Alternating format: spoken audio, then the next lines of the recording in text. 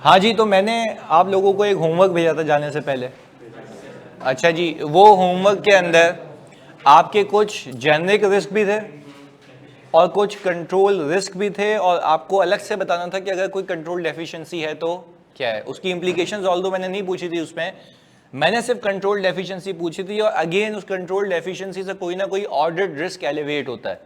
Ordered risk का मतलब ये है कि अगर एक चीज़ को हटा दूं मैं तो मेरे फाइनेंशियल स्टेटमेंट्स में गलती क्या हो सकती है। That is your ordered risk ना, कि आपका रिस्क ये है कि जहां पे कंट्रोल्स नहीं है वहां पे गलती के चांसेस ज़्यादा हैं। तो वो तो मैं एक एक करके ऑब्वियसली सुनता भी हूँ, उस पर फीडबैक भी देता हूँ, पर पहले हम हल्का सा अपनी पहले जो इन्वेंट्री प्रोसेस है उसको कवर करते हैं, और फिर इन्वेंट्री प्रोसेस के बाद हम उस सवाल की ओवरऑल डिस्कशन भी शुरू करते हैं। सही है जी? तो बिल्कुल वो हम एक एक करके चेक करेंगे, पर पहले हम आगे चलते हैं। अच्छा, हमने जब इन्वेंट्री प्रोसेस को शुरू किया था तो मैंने कहा था यार, बीइंग अ कंपनी मुझे एक चीज का रिस्क होता है कि यार मैं बिला वजह माल ऑर्डर ना करूं। ऐसा ही है ना? तो बिला वजह माल ऑर्डर ना करूं, इसका रिस्क तुम कैसे केटर करोगे? क्या तुम उस पर कंट्रोल लगाओगे? जल्दी बताओ, क्या तुम कंट्रोल लगाओगे?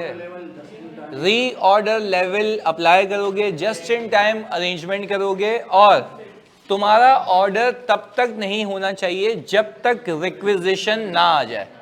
जब तक रिक्विजिशन ना आ जाए। तो ये आपके कुछ मेजर्स थे, यानी भाई मैंने ऑर्डर जब तक नहीं देना जब तक मेरा री ऑर्डर लेवल ना पहुंच जाए और जब तक मेरी डिमांड क्रिएट ना हो जाए। अच्छा, डिमांड कैसे क्रिएट होती है? अगर हम फिनोमिना समझे थे बिजनेस का, डिमांड ऐसे क्रिएट होती है कि आप देखते हैं कि आपके सेल्स ऑर्डर कितने लगे हुए हैं, ऐसा ही है, और आप देखते हैं कि आपके गोडाउन के अंदर अभी माल कितना अवेलेबल है। तो जितने सेल्स ऑर्डर हैं, जितना माल अवेलेबल है, उन दोनों का difference is your quantity that has to be ordered. अच्छा, क्या ये क्वांटिटी जो मुझे ऑर्डर करनी है ऐसे ही ऑर्डर होगी या रिक्विजिशन बनेगी? अच्छा, अब एक एक करके बताना, रिक्विजिशन कौन बनाएगा? वेयर हाउस, सेल्स वाले बंदे, या ऑब्वियसली वेयर हाउस में से कोई भी बंदा बना सकता है। ऐसा ही है, ये दोनों में से कोई भी बना सकता है। अच्छा, जब ये रिक्विजिशन बनाएंगे तो रिक्विजिशन बनाने के बाद ये खुद ही ऑर्डर कर लेंगे कुछ भी, या प्रोक्योरमेंट डिपार्टमेंट के पास?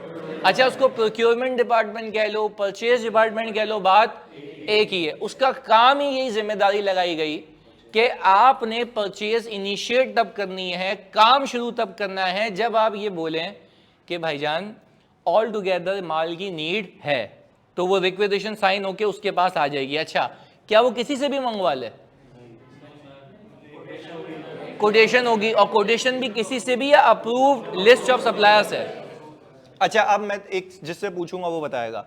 यानी तुम बताओ, ऑनलाइन में तो आप बता सकते हो, अप्रूव्ड लिस्ट ऑफ सप्लायर की शीट होने से क्या फायदा है? सर वो जो अप्रूव्ड लिस्ट ऑफ सप्लायर बनी है वो हमारे लिस्ट के अंदर हमें पता होगा कौन सा सही है, कौन सा किसकी क्वालिटी कंट्रोल है, उसकी प्राइसेस में होगी। नहीं, देखो, अप्रूव्ड लिस्ट ऑफ सप्लायर से ऑर्डर करने का मकसद ये होता है कि आपको पहले तो कोई फ्रॉड ना हो पाए, आप अननेसेसरीली कोई गुड्स ऑर्डर ना करें या पेमेंट ना करें जो कि आपने परचेज ना की हो। तो मैंने आपको ये लिखवाया भी था उस दिन कि someone is causing an entity to pay for the goods not actually order। For example मैं कह रहा हूं एक चीज 100 रुपए की है, मैं उसके लिए 200 रुपए क्यों पे करूं?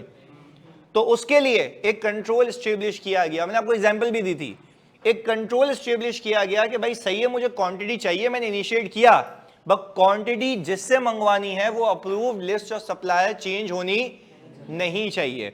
अच्छा, एक और मैकेनिज्म भी होता है। एग्जांपल, एक ऐसा कंट्रोल भी लगता है, मैं तुम्हें थोड़ा सा हाई लेवल बता रहा हूं, तुम्हारी बुक में नहीं है। कुछ कंट्रोल्स ऐसे भी होते हैं कि मेरे अप्रूव्ड लिस्ट ऑफ सप्लायर, अगर मुझे कुछ ऑर्डर करना है या मुझे लेट से परचेज ऑर्डर बनाना है, अब तक परचेज ऑर्डर बना नहीं बना, मुझे परचेज ऑर्डर बनाने के लिए या तो एक तरीका यह कि मैं मैनुअल परचेज ऑर्डर बनाऊं जिसके अंदर मैं सप्लायर का नाम लिखूं, ऐसा ही है कि मैं उसको ऑर्डर कर रहा हूं, सुनिएगा एक एक करके, जिसके अंदर मैं क्वांटिटी लिखूं और जिसके अंदर मैं प्राइस लिखूं। मुझे एक बात बताओ, क्वांटिटी और प्राइस कोटेशन से पहले स्टार्ट होगी या बाद में?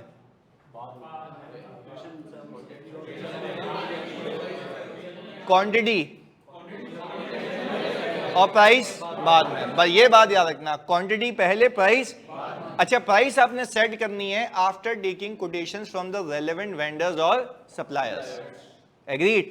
अच्छा, अब हम ये भी कर सकते हैं कि जो लिस्ट ऑफ सप्लायर्स है उस पे एक एक्सेस कंट्रोल लगा दे, यानी कोई इसको चेंज ना कर सके। मैं जिस इदारे की बात कर रहा हूं, जैसे कि हम पीडीसीएल की बात करें, उसको कोई प्रोक्योरमेंट करनी होती है डिवाइसेस की या व्हाट्सएवर किसी चीज की भी, वो क्या करता है, अपने पोर्टल पे जाता है, उनका पोर्टल बना हुआ है, वो करता ही है कि उस पे क्लिक करता है कि प्रोसीड टू ऑर्डर। अच्छा, वो प्रोसीड टू ऑर्डर, ये बड़ी अहम बातें हैं, वो प्रोसीड टू ऑर्डर तब ही जाता है जब रिक्वेजिशन आई हुई होती है। यानी फॉर एग्जांपल मैं परचेज ऑर्डर पे क्लिक करूंगा, एरर एरर एरर देता रहेगा, वो देखेगा कि पीछे से रिक्वेजिशन आई हुई है, वो एक कंट्रोल लगेगा जिसको हम कहते हैं एग्जिस्टेंस चेक कंट्रोल। क्या कहते हैं? अच्छा, वो देखेगा if there is existence of any sort of क्या requisition, then only you are allowed to proceed with the order या कोटेशंस, अदरवाइज आप कोटेशन रेज। अच्छा, वो कह रहा है पाबंदी ऐसी लगा दी कि कोटेशन ही नहीं दे सकते, मतलब परचेज ऑर्डर तो दूर की बात है, कोटेशन रेज नहीं करने देगा। अच्छा, पे कोटेशन रेज करने देगा ना, क्लिक करेगा प्रोसीड टू ऑर्डर पे और ऑटोमेटिकली ईमेल पॉपुलेट हुई होती है कि we require XYZ number of material. अच्छा, मटेरियल किससे आया? रिक्वेजिशन से। वो ऑटोमेटिकली उठा लेगा, आर्टिफिशियल इंटेलिजेंस, वो खुद ही उठाएगा और वो बोलेगा सेंड का बटन दबाओ, खुद ब खुद सबको ईमेल चली जाएगी। अच्छा, मैं किसी और को ईमेल बेच ही नहीं पा रहा, क्यों? वो लिस्ट में नहीं है, तो मेरे approve list of supplier fix हैं, मेरा एक्सेस राइट्स नहीं है, मैं चेंज नहीं कर सकता, मैं क्लिक करूंगा ईमेल उसी को जाएगी, दैट्स इट। इसके अलावा किसी को ईमेल। अच्छा, अगर कोई मैनुअली मुझे ला के भी देगा तो यहां पे कोई इंटरटेन ही नहीं करेगा, क्योंकि सारा सिस्टम ऑटोमेटेड है, तो जो मैकेनिज्म बनाया हुआ अगर उससे ईमेल नहीं गई तो रिप्लाई भी नहीं आएगा। और अगर कोई ऐसे ही बंदा कागज के पन्ने पे आके आपको बोल रहा है कि भाई ये लो, हम तुमने परचेज ऑर्डर दिया, तो हम मानेंगे भी नहीं। तो ये पूरा सिस्टम ऑटोमेटेड हो गया, सिर्फ तुम्हें समझाने के लिए। क्योंकि एक बच्चे ने मुझे कहा, जब इस बार सवाल आया पेपर में, तो वो सवाल में बोल रहा था इसके अगेंस्ट में क्या क्या कंट्रोल लगाओगे, तो आपकी बातें याद आ रही थी कि हमने मैनुअल भी लगा दिए मैंने और ऑटोमेटिक भी। पर जब मैनुअल बताया, ऑटोमेटिक बताया, मुझे दोनों के नंबर मिल गए। तो एग्जामिनर तो इस हद पे भी आएगा ना, वो बोलेगा भाई ये चीज है, मुझे बताओ इस पे क्या कंट्रोल होने चाहिए। यानी वो आपको ऑब्जेक्टिव दे देगा। मैं आपको बोलूं, मेरा ऑब्जेक्टिव ये है कि मैं किसी से भी ऐसे ही माल ऑर्डर ना करूं, ये क्या है मेरा, तो मैं क्या कंट्रोल लगाऊं इस पे? There should be approve list of, अच्छा, there should be limited access controls. तो ये दोनों आपने लगा दिए ना, और ये किस लिए लगाएं? ताकि आप किसी ऐसे वैसे से ऑर्डर ना कर सकें। एक अप्रूव लिस्ट ऑफ सप्लायर होनी चाहिए और वो लिमिटेड एक्सेस राइट्स होने चाहिए, उसको चेंज कोई भी। अच्छा, अब मैं कंट्रोल, मुझे मेरा मकसद ये है कि I should not order the goods that are costly. मैं ऐसे गुड्स ऑर्डर नहीं करूं जो महंगे हों, बिला वजह महंगा ना खरीदूं। तो क्या कंट्रोल लगाऊंगा? कोटेशन रेज करूंगा, कोटेशन रेज करोगे, एंड देन एक इंडिपेंडेंट पर्सन लगा दूंगा जो डिसाइड करेगा कि प्राइस किसकी पिक करनी है। तो देखो, जैसा मकसद होगा वैसा कंट्रोल होगा। मेरा मकसद पहले वाले केस में क्या था, जल्दी बताओ, कि किसी से भी परचेज ना करूं, तो उसके लिए मैंने क्या किया? अप्रूव। तो मेरा मकसद क्या था? किसी से भी परचेज ना करूं, मैंने प्राइसिंग की बात ही नहीं की। अब बच्चा यहां पे बेवकूफी करके क्या लेके आता है? प्राइसिंग। भाई वो रट्टा लगा के गया है। अब मकसद तो समझो ना, वो क्या रहा है? वो आपसे बोल रहा है मुझे कंट्रोल लगाना है, मैं किसी ऐसे वैसे से ऑर्डर ना करूं। तो भाई जब किसी ऐसे वैसे से बिला वजह की क्वांटिटी ऑर्डर ना करूं, तो आप बोलेंगे भाई अप्रूव्ड लिस्ट ऑफ सप्लायर होना चाहिए और वहां पे लिमिटेड एक्सेस राइट्स होने चाहिए, इसके अलावा किसी को ऑर्डर प्लेस ना हो, और मुझे एप्रोप्रिएट प्राइस पे चाहिए। तो मैं क्या करूं? कोटेशन का मैकेनिज्म होना चाहिए, कोटेशन रेज होनी चाहिए, और उसको अप्रूव करने वाला कौन हो? इंडिपेंडेंट पर्सन हो, जो कि highest quality and lowest price को ऑप्ट करे। अच्छा, जब ये हो जाएगा तो आप मुझे एक बात बताएं, इन दोनों चीजों को करने के बाद क्या परचेज ऑर्डर बन सकता है? अच्छा, अब परचेज ऑर्डर बनाते हुए या तो क्वांटिटी ऑटोमेटिकली उठाई जाएगी, किस बेस पे? रिक्वेजिशन की बेस पे। वेरी गुड, रिक्वेजिशन की बेस पे, या तो आप मैनुअली देखेंगे। पर अगेन, परचेज ऑर्डर किस चीज को देख के बनेगा? रिक्वेजिशन को। अच्छा, और प्राइस कहां से उठाएंगे? कोटेशन से। Very good. तो क्वांटिटी आ गई, प्राइस आ गई, और परचेज ऑर्डर मेरे ख्याल से प्री नंबर्ड होना चाहिए, क्योंकि मुझे पता तो ना मैंने कितने ऑर्डर किए हुए। फॉर एग्जांपल, कल को कस्टमर आके खड़ा हो गया और वो मुझे बोले कि भाईजान मैंने गुड्स ऑर्डर किए थे, सेल्स ऑर्डर दिया था आपने, कहाँ है मेरे गुड्स? तो जब सामने से आएगा ही नहीं तो मैं दे भी तो आपको नहीं लगता कि there should be a reconciliation between the sales order and the purchase order, यानी ये बनना चाहिए ताकि आपको पता लगे कि कितना ऐसा ऑर्डर है जो कि अब तक रिसीव, पर ये आगे जाके थोड़ा सा और बताता हूं। चलें खाइए, हमारे परचेज ऑर्डर की कॉपीज बन गई थी लास्ट क्लास तक, कितनी?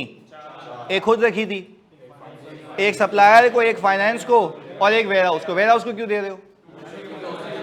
माल तो उसी के पास आना है। चलें आगे सुने, आगे सुने, कहानी यहां से शुरू होती है। हम जैसे ही गए हम आ गए यहां पे, इधर purchase order is approve by the head of procurement और एनी सीनियर अथॉरिटी। कितनी कॉपी बन गई हैं? 4। अच्छा, जैसे ही 4 कॉपीज बनी जानी, इसके आगे की कहानी शुरू हो गई, और वो कहानी अभी हम आपको बताते हैं। ये रही, ये जो 1 कॉपी है किसको दी थी हमने? अच्छा, अब ये यहां से कहानी शुरू की हमने। जो वेयरहाउस है, गुड्स वहां पे रिसीव होंगे बेस्ड ऑन, क्योंकि परचेज ऑर्डर नंबर पे लिखी होगी ना किस दिन पे कितनी क्वांटिटी आएगी, ताकि ये जगह बना के रखे कि भाई ये आएगा तो हमें यहां पे डंप करना है इन चीजों को। खैर, ये मेरे ख्याल से जब माल आएगा इसके पास, ये बिला वजह एक्सेप्ट नहीं करेगा जब तक इसके पास परचेज ऑर्डर ना हो। पता है वरना होगा क्या? ऐसे तो कोई भी बंदा इसको चिपका के चला जाए, बोले तुमने मंगवाया था, तो ये पहले जैसे ही गेट पे माल आएगा, ये सबसे पहले क्या खोल के देखेगा? Purchase order. और परचेज ऑर्डर अगर नहीं हुआ तो सीधी सी बात है, अच्छा उसका सेल्स ऑर्डर भी तो होगा ना। हमने जब परचेज ऑर्डर किया उसने क्या बना के दिया होगा? सेल्स ऑर्डर बना के दिया। तो अगर वो सेल्स ऑर्डर लेके खड़ा हुआ, उसके अगेंस्ट में मेरा परचेज ऑर्डर नहीं है, तो मैं बोलूंगा निकल यहां से भाई, हमने मंगवाई नहीं है। अगर वो बिला वजह यहां पे आके हमें माल चिपका के चला जाए, तो आपको नहीं लगता कि मैं in excess of my needed quantity आ जाऊंगा? तो जब in excess of my needed quantity आ जाऊंगा, तो जल्दी से बताओ क्या एनआरवी लॉस का रिस्क होगा? क्योंकि मैंने किसी के लिए मंगवाया नहीं है, तो कोई खरीदेगा भी नहीं। तो इसीलिए कहा गया कि जब भी आप माल रिसीव करेंगे, तो उसके लिए आपने क्या करना है? परचेज ऑर्डर देखना है कि क्या वाकई आपने ऑर्डर किया था या नहीं किया था। पहले बताओ, यहां तक क्लैरिटी है? बेसिक बात। अच्छा, जब इसको वो माल चिपका के गया, तो मुझे लगता है उसने क्वांटिटी चेक की, लाजमी है। और चलें, अब मैं जिससे पूछूंगा वो बताएगा। सेल्स रिटर्न का रिस्क होगा ना क्वालिटी चेक होने से। सेल्स रिटर्न या परचेज रिटर्न है या नहीं भाई? सेल्स रिटर्न या परचेज रिटर्न? क्योंकि हम सेल कर रहे हैं या परचेज कर रहे हैं? परचेज कर रहे हैं अभी। चलें, अब यहां पे एक बात करते हैं तुमसे। यहां पे आप जरा उल्टा सोचेंगे। अगर क्वालिटी चेक नहीं होगी, मैं जिससे पूछूंगा वो बताएगा। दिमाग खोलना है अभी, फजूल की बात नहीं करनी है। आप बताएंगी कि अगर मैंने क्वालिटी चेक नहीं की, तो मेरे फाइनेंशियल स्टेटमेंट्स के किस लाइन आइटम पे, किस असर्शन पे इंपैक्ट आएगा? थोड़ा मुश्किल कर दिया मैंने, आसान करता हूं। अगर क्वालिटी चेक नहीं होती, सही है, वैसे ही बता देना, गलत बता दो पर बताओ। अगर क्वालिटी चेक नहीं होती है, तो मेरी इन्वेंट्री में मसला हो गया, मैंने यहां बता दिया। इन्वेंट्री की कौन सी असर्शन पे मसला होगा? असर्शन गिनवाता हूं। अकरेंस, एक बीच में नहीं बोलना देना इनको। अकरेंस, कंप्लीटनेस, वैल्यूएशन, तीनों में से कौन सी एक? जानी प्लीज। हाँ, आप बता दिए। हाँ, क्वालिटी चेक नहीं हुई। आप जी, क्वालिटी चेक नहीं हुई, इन्वेंट्री में मसला आएगा, मुझे पता है। प्लीज सोच के रखो अपने पास, तुम लोग नहीं बोलोगे। कौन सी असर्शन? मैंने बोला अकरेंस कि ट्रांजैक्शन हुई या नहीं हुई। कंप्लीटनेस, कंप्लीटली रिकॉर्ड नहीं हुई। तीसरा वैल्यूएशन, वैल्यूएशन का मसला है। वैल्यूएशन देखो, मैनेजमेंट के नहीं, अकरेंस कैसे? अकरेंस अकर तो हो रही है। नहीं, वो नहीं। अकरेंस देखो, अकरेंस की मतलब समझते हैं क्या है, पहले हम वापस से सीखते हैं ना। अच्छा, अभी मैं तुम्हें बताता हूं, जो बच्चे ले रहे हैं ना एडमिशन, वो मुझे एक ही बात कहते हैं, सर पेपर असर्शन वाइज पूछ रहा है, टारगेटेड पूछ रहा है, हमें तो पता ही नहीं थी चीज़ें। तो अब ज़रा मैं काम उस पर कर रहा हूँ ना, जो बच्चों की फीडबैक्स होते हैं ना, कि जो बच्चे फेल हुए हैं, कहीं से भी आया पढ़ के, उसको मैं ये तो बोलूँगा ना कि तू बता दो सही तेरी डेफिशिएंसी क्या आती, ताकि मैं उस पर काम करूँ। तो तुम्हें वो सामने ही ना करना पड़े ना। सवाल ये है, पहले अकरेंस का मतलब समझते हैं। अकरेंस का बच्चों मतलब ये होता है, प्लीज फोकस होकर सुनिएगा, कि एक ट्रांजैक्शन रिकॉर्ड हो गई जो कि रिकॉर्ड होनी, दिस इज कॉल्ड अकरेंस का रिस्क। तो मैनेजमेंट दावा कर रही है कि ट्रांजैक्शन हो चुकी है, मैं वापस आपसे पूछता हूं, क्या ये माल आ जाना ट्रांजैक्शन के होने की अलामत है? मैं फिर तुमसे पूछता हूं, क्या ट्रांजैक्शन के होने की अलामत है? When you guys are yourself saying that ये होने की अलामत है, तो अकरेंस तो हो गई, आपको इसकी मुसीबत नहीं है। अब मैं इसको उलट पूछता हूं, अकरेंस की मुसीबत पता है कब आएगी? अच्छा, ये मैं क्यों इतना डिटेल में कर रहा हूं?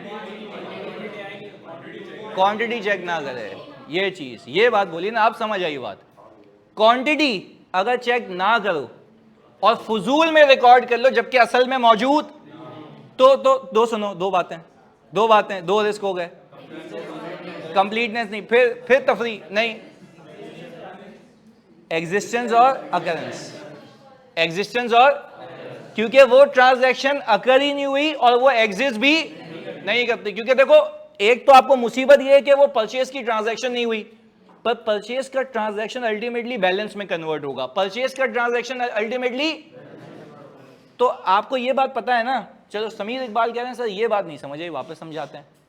आपको कोई क्वांटिटी दे के गया, क्वांटिटी की बात कर रहा हूं, सही है, क्वांटिटी दे के गया, आपने बोला या 10,000 यूनिट्स लाया, सही है, ओके, पेमेंट हो जाएगी।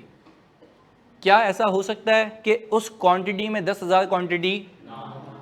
पहले बताओ, यहां तक समीर भाई बात समझ आती है? आपको बात समझ आ रही है? पहली चीज ये हो गई। अच्छा, मैंने क्या एंट्री बनाई? Purchase debit, payable assuming. अच्छा, ये परचेज को रिकॉर्ड करना इज अ बैलेंस और ट्रांजैक्शन? ट्रांजैक्शन बोलो ना, ट्रांजैक्शन। मेरी मुसीबत ये होती है ऑडिट में, मुझे ये रिस्क होता है कि जो मैनेजमेंट कह रही है कि ट्रांजैक्शन हुई है, मेरा रिस्क के हुई, पर ये रिस्क तब होगा ना जब ये कंट्रोल गायब होगा। एग्रीड? तो जब ये कंट्रोल काउंटिंग का मौजूद ही नहीं है, तो मैं करूंगा there is a risk of occurrence, कि ये ट्रांजैक्शन अकरी, तो रिकॉर्ड हो गई है होनी, this is a risk of occurrence. पहले बताओ, ये बात समझ आती है? एक टिक लगा दिया। अब एक चीज मौजूद ही नहीं है, तो एग्जिस्टेंस का भी रिस्क है। तो आप जब इस इदारे का ऑडिट कर रहे होगे और आपको पता लगे क्वांटिटी चेक नहीं होती, तो आप बोलोगे भाई जब मैं ऑडिट कर रहा हूँ ना, तो उसमें कुछ इन्वेंट्री ऐसी है, मैं वैसे ही देख के बोल दूंगा। मतलब मैं तो ये ऑडिट तो करना शुरू दूर की बात है, मैं कंट्रोल्स को असेस करके इजीली बता सकता हूं कि क्वांटिटी मौजूद नहीं होगी, एग्जिस्टेंस का रिस्क है।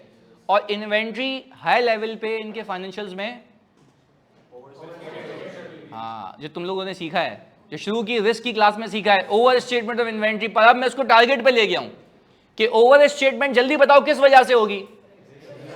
एग्जिस्टेंस और अकरेंस की। या अकर ही नहीं हुई, बिला वजह रिकॉर्ड की हुई है, और अल्टीमेटली वो बैलेंस में कन्वर्ट हुई, तो एग्जिस्टेंस का मुसीबत है। तो yes, I agree, there is a risk of overstatement of inventory due to transaction might not have been occurred and inventory does not exist. अब टारगेट पे पहुंच गए जी। परचेज, देखो ट्रांजैक्शन के लिए अकरेंस का वर्ड इस्तेमाल होता है, ट्रांजैक्शन के लिए। अब आपने क्या किया, प्लीज तुम लोग बताना, आप लोगों ने किया क्या? Purchases debit payable. अब ये जो परचेज आपने डेबिट किया, यही कैरी फॉरवर्ड हो जाएगा क्लोजिंग में, तो वो क्या बन गया? बैलेंस। अब वो बैलेंस में तो आ रहा है, बट क्या एक्चुअल में है फिजिकली मौजूद? तो जब फिजिकली मौजूद नहीं है, तो that has to be written off, that has to be. And why written off? क्योंकि वो है ही नहीं। पर तुम क्या नजूमी हो, तुम्हें पता है कंट्रोल गायब है, तो यहां पे ये रिस्क एग्जिस्ट करेगा। तो वो कह रहा हूं, तो मैं इतनी डिटेलिंग तभी कर रहा हूं। मतलब एक बच्चे ने मुझसे पूछा कि सर जबरदस्त समझ आ गया, चलिए जी वेरी गुड। सुने, वो बच्चे ने, एक मैं आपका सवाल लेता हूं, मैं एक बच्चे ने मुझे पूछा वैसे ही, क्योंकि मैं इसमें बहुत फीडबैक्स लेता हूं ऑडिट में कि भाई क्या लैकिंग थी, क्या मुसीबत आई तुम्हें पेपर में, जरा वो बताओ। तो रेदर देन वो मुसीबत तुम पे आए, हम पहले केटर कर लेते हैं ना, ताकि वो बात ही नहीं आए वहां तक। खैर, कहने का मतलब ये है कि बच्चा बोलता है कि यार हमें एग्जामिनर बोल रहा है कि अगर ये होगा तो ये बताओ कि यहां तक क्या मसला होगा। अब बच्चा क्या रट्टा लगा के गया, over statement, under statement, over statement. वो बोल रहा है मेरे को पता है ओवर स्टेट होगी, बता क्यों, वजह बताओ।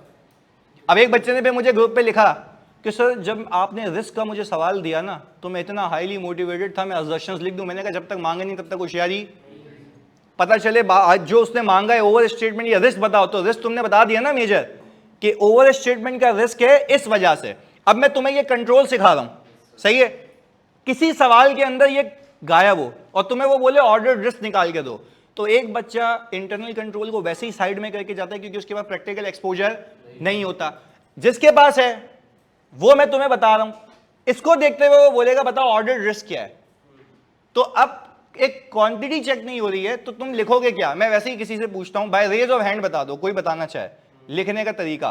कैसे बताओगे कि अगर मेरी क्वांटिटी चेक नहीं होती तो रिस्क कैसे ड्राफ्टिंग करोगे? ये बताओ। तो मैंने कहानी सुना दी ना, रिस्क की ड्राफ्टिंग कैसे होगी। 1 मिनट ले लो सोचने के लिए, ऑनलाइन में तुम लिख के दे सकते हो, सोचो और फिर मुझे बताओ क्या लिखोगे। When it comes to writing fail हो जाओगे। मसला क्या है? लिखने का। कहानियां तो सुन ली, हो सर की बात भी याद आ रही है, अब लिखूं क्या? सोचें, लिखें। 1 मिनट है आपके पास, कैसे लिखेंगे इसको? रिस्क की बात कर रहा हूं अभी, रिस्क नहीं, रिस्क बताया ना, रिस्क।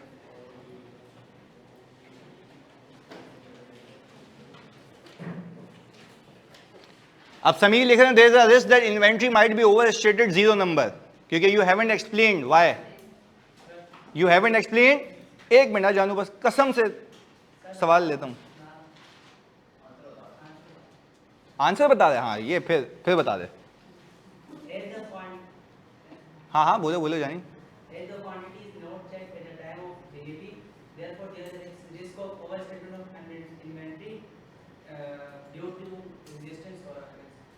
नहीं, अब देखो 1 मिनट मैंने रिपीट करता हूं ऑनलाइन वालों, जैसे पहले समीर ने लिखा there is a risk of over statement of inventory 0 number.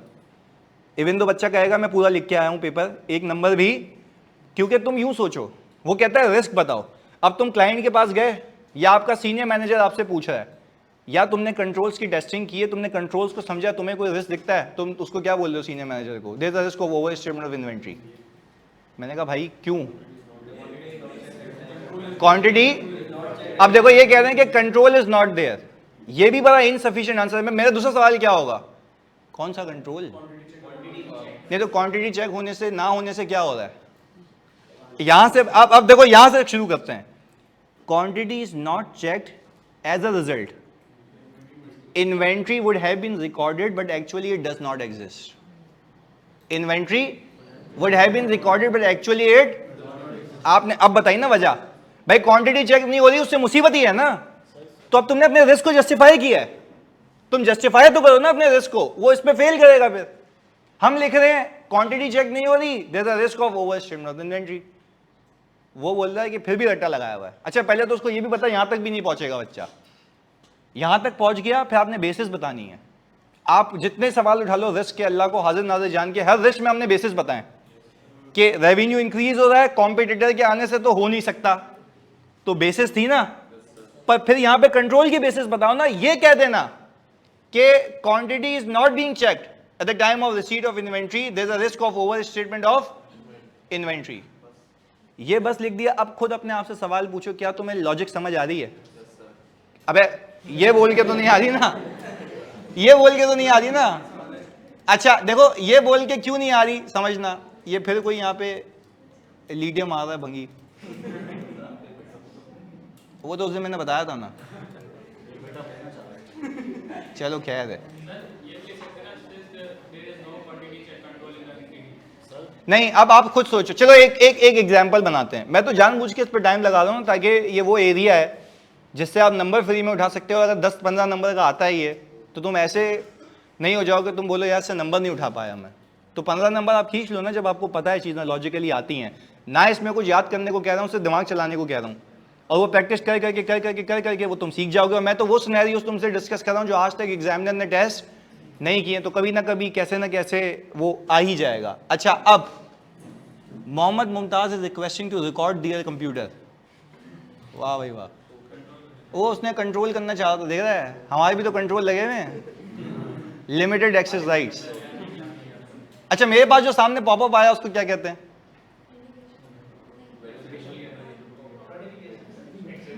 Notification कहते हैं। और एक्सेप्शन रिपोर्ट नहीं, एक्सेप्शन तो जो अलग से चीज आती है ना, इसको कहते हैं ऑन स्क्रीन प्रॉम्प्ट। क्या कहते हैं? अच्छा थोड़ी देर के लिए मैं भी भूल गया था, मैं प्रोसेस कर रहा था कि इधर तो क्या कहते हैं, तो अंग्रेजी भूल गया था। मैंने कहा चलो वापस बताते हैं, चलें okay.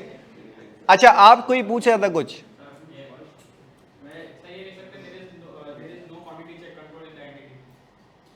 There is no quantity check control in the, अच्छा बट कैसे कैसे आगे क्या लिखा?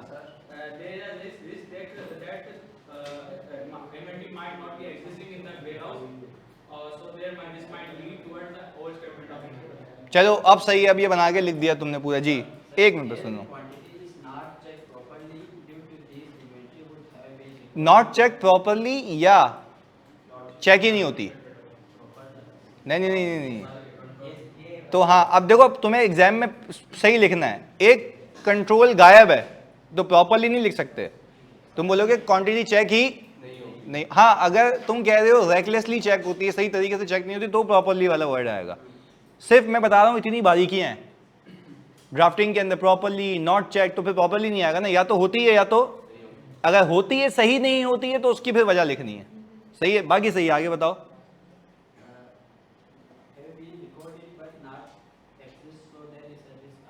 अब सही बोला ना कि क्वांटिटी रिकॉर्ड हो गई होगी जबकि एग्जिस्ट, तो there is a risk of over. अब तुम्हारा ऑर्डर रिस्क यहां से आ गया जी।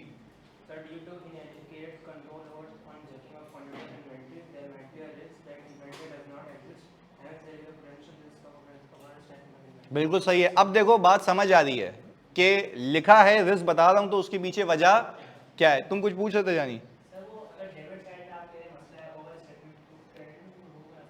पेबल का ना, तो वो अभी आगे आ रहे ना, ये फाइनेंस डिपार्टमेंट भी तो बैठा हुआ है, तो अभी एक एक को पकड़ते हैं ना। अभी अभी हम किस तक पहुंचे हैं? इन्वेंट्री तक। अभी उसका पेबल साइड भी आएगा, तो बिल्कुल आएगा, अभी देखते हैं उसको। एक मिनट खाली, since there is no check on the quantity at the time of receipt, therefore the inventory might have been recorded even though the complete quantity of inventory might not have been received. बहुत अच्छा लिखा है यार कि उन्होंने receive नहीं की होगी फिर भी रिकॉर्ड, जिसकी वजह से ये रिस्क है कि हमारी इन्वेंट्री ओवर स्टेट हुई भी होगी। तो यही चीजें हैं जो सिखानी है लिखते वक्त, जेनरिक कोई बात नहीं करना जी। सुनाए।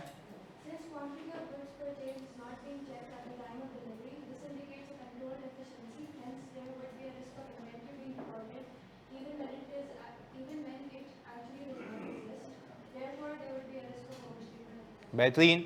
अब देखो बताने में भी मजा आ रहा है ना, सीनियर मैनेजर भी कहानी सुन रहा है, वाह भाई वाह, कि इसको ओवर स्टेटमेंट का रिस्क है क्योंकि वो क्वांटिटी चेक ही नहीं हो रही है और रिकॉर्ड हुए जा रही है। जब रिकॉर्ड हुए जा रही है, फिजिकली एग्जिस्ट नहीं करती, तो there is a risk of over statement of inventory. अब टारगेटेड बात की जी, सुनाए सुनाए।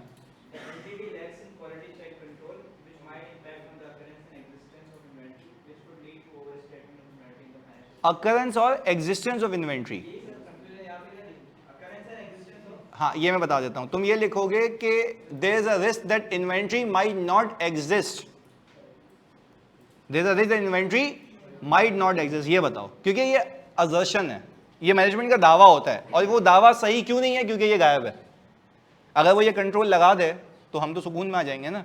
तो हम टारगेटेड ऑडिट करते हैं, रिस्क बेस्ड, कि जहां रिस्क है वो ऑडिट करो, जो पोटेंशियल इश्यूज हैं उस पर काम करो। चलें सर, जब ऑर्डर 5000 यूनिट्स किए, मगर सवाल सुने, नया है, सिंस द क्वांटिटी, अच्छा ये तो 5000 वाला कहाँ गया सर? जब 5000 यूनिट ऑर्डर किए मगर 10,000 यूनिट रिकॉर्ड कर लिए, तो कौन सी असर्शन हिट होगी? मैं जिससे पूछूंगा वो बताएगा। एक मिनट ना, सवाल सुनना सर। 5000 और जो गुड्स हैं वो ऑर्डर किए, 10 गए, रिकॉर्ड भी 10 हो गए, कौन सी असर्शन जानी? एक मिनट वापस से, 5000 गुड्स ऑर्डर किए, 10,000 रिकॉर्ड हो गए, कौन सी असर्शन हिट हो रही है? वेरी गुड, अकरेंस और एग्जिस्टेंस, दोनों असर्शन, अकरेंस और अकरेंस है ट्रांजैक्शन के लिए, एग्जिस्टेंस है बैलेंस के लिए, क्योंकि वो एग्जिस्ट ही। बस तुम ये सोचना है तुम्हें, अकरेंस का मतलब ये कि रिकॉर्ड हो गई होनी, बस ये बात है। तो ये दिमाग चलना चाहिए तुम्हारा, इसके गायब होने से होगा क्या। चलें अब तुम ये कहो जी, तो आगे पकड़ी जाएगी ना अभी, फिर कंप्लीटनेस।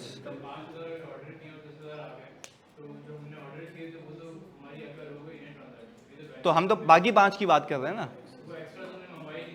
तो वो वही तो कह रहा हूं, जब एक्स्ट्रा मंगवाई नहीं थी तो रिकॉर्ड भी होनी, तो रिकॉर्ड होनी नहीं चाहिए थी, तो मतलब ये ट्रांजैक्शन हुई नहीं है तो रिकॉर्ड कैसे हो गई? ये फर्क है ना। अकरेंस और एग्जिस्टेंस भी है कि तुमने ऑब्वियसली तुम कह रहे हो जब माल आ गया तुम्हारे पास 10,000 तो एग्जिस्ट तो कर रही है, कर ही नहीं होनी चाहिए थी भाई, उलट है ना। अब हम अगर ये कह रहे हैं कि 5,000, प्लीज सुनिएगा, 5,000 गुड्स ऑर्डर किए, 10 आ गए, अब 10 रिकॉर्ड तो हो गए, 10 एग्जिस्ट भी कर रहे हैं, पर ये अकर होनी भाई इसका मसला है। नहीं कंप्लीटली तो है, बल्कि तो ज्यादा ही हो गया है। हम तो कह रहे हैं रिकॉर्ड हुआ है ज्यादा जबकि होना चाहिए था, तो ये अकरेंस का मसला हो गया ना। कंप्लीटनेस पता है क्या होता है, रिकॉर्ड होने चाहिए थे 10 और रिकॉर्ड किए हुए 5, ये किसका मसला है, कंप्लीटनेस का, कि कंप्लीटली रिकॉर्ड नहीं हुआ हो। चलें जानी अब आगे, खाली एक काम करें, क्वांटिटी क्वालिटी चेक करा ली तो आगे कुछ फाइनेंस तक पहुंचाएं उसको। चलें ओके, मैं एक एक करके रीड करता हूं जानी, प्लीज प्लीज प्लीज फोकस इधर। मैंने कहा कि सर जब क्वांटिटी और क्वालिटी चेक हो गई तो क्वांटिटी और क्वालिटी चेक करने के बाद यहां पे हम बनाएंगे, ये फ्री नंबर लिख दिया मैंने, ये है प्री नंबर्ड, हाँ है तो फ्री के number, pre numbered good receipt note, जिसको हम कहते हैं जीआरएन। अच्छा अब मुझे एक बात बताओ, ये हम जीआरएन तो पहले तो जीडीएन बनता था और अब आते हुए अब रिसीट पे। अच्छा अब मुझे एक बात बताओ, जब मैं जीआरएन बना रहा हूं तो मैंने सिर्फ वैसे ही तुमसे सवाल किया समझने के लिए, अगर तुम लोग मुझे बता पाओ या समझा पाओ, मैंने जीआरएन बनाना है कि मैंने इतने गुड रिसीट कर ली है। अच्छा जब मैं जीआरएन बना रहा हूं तो मैं फोकस कर रहा हूं अपने परचेज ऑर्डर को देख के,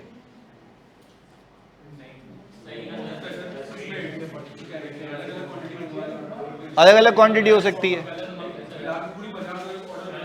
अच्छा हो सकता है कि पूरे 50,000 का ऑर्डर रिसीव, तो आपने सुनिएगा, आपने जो जीआरएन बनाना है वो काउंटेड को देख के बनाना है या परचेज ऑर्डर को, काउंटेड को। वो तो कुछ भी लिख के देते, उसको तो सेल बुक करनी है ना, तो उसके कंट्रोल से तो हमारा वास्ता नहीं है ना। अब मैं ये बोलूं कि यार मुझे लगता है कि उसने अच्छे कंट्रोल लगाए हुए होंगे तो मैं उस पर विश्वास करके, वो नहीं हो सकता। तो कहने का मतलब ये है कि वो उसके पार्ट पे कंट्रोल है, ये हमारे पार्ट पे कंट्रोल है। हम बोलेंगे हमारी परचेज सही रिकॉर्ड होनी चाहिए। तो अगेन क्या हम ये कह सकते हैं कि हम जीआरएन काउंटेड को देख के बनाएंगे या परचेज ऑर्डर को, काउंटेड को देख के, जो काउंट हुई है इन्वेंट्री उसको देख के वो लिखा जाएगा जीआरएन के ऊपर, उसके ऊपर साइन करेगा जो बंदा रिसीव कर रहा है, टेक्निकली वेयरहाउस वाला साइन करता है, और मुझे लगता है हम उसके भी साइन लेंगे जो हमें माल डिलीवर करके गया है, हाँ एक्नॉलेजमेंट के लिए, ताकि वो अच्छा वो अपने जीडीएन भी चिपका के जाएगा, साइन लेके जाएगा ना कि भाई मैंने आपको माल डिलीवर किया, हम बोलेंगे आपने हमें माल डिलीवर किया, तो दोनों का, उसका कंट्रोल अपने पास, हमारा कंट्रोल हमारे पास। क्लैरिटी है। अब जब जीआरएन बन गई, अब जब जीआरएन बन गई, क्या वो डिले से बननी चाहिए या इमीडिएटली स्टॉक शीट अपडेट होनी चाहिए? अच्छा इन्वेंट्री शीट का मतलब मैं तुम्हें बताता हूं क्या है। ये अभी फाइनेंशियल स्टेटमेंट्स में रिकॉर्ड नहीं हुआ, वेयर हाउस के सिस्टम में रिकॉर्ड हुआ है।